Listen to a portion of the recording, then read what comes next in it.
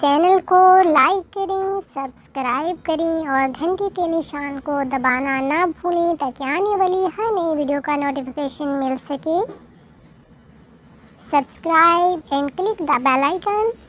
Like, subscribe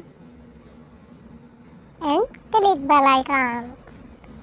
پیارے بچوں، آج کی کہانی ہے بکری کی عقل مندی۔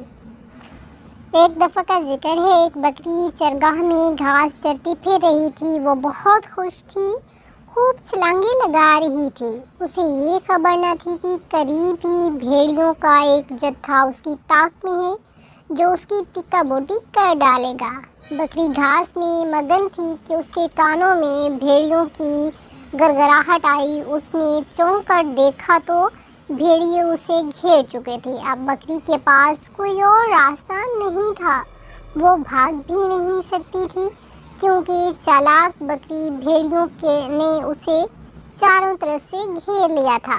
بکری نے ان کی منت سماجت کی کہ بھیڑیے اسے بخش دیں، مگر بھیڑیے اسے کہاں چھوڑنے والے تھے۔ ان کے پیٹ میں تو چوہے دوڑ رہے تھے۔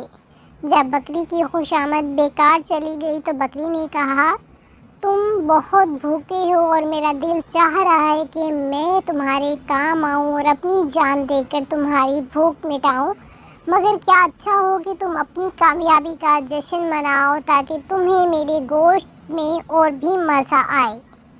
بکری نے یہ بات اتنی نرم لہجے میں کہی کہ بھیڑیے اس پر راضی ہو گئے۔ بکری نے کہا، تم بانسری بجاؤ، میں تمہیں ناچ کر دکھاؤں گی، اس کے بعد تم مجھے مار ڈالنا۔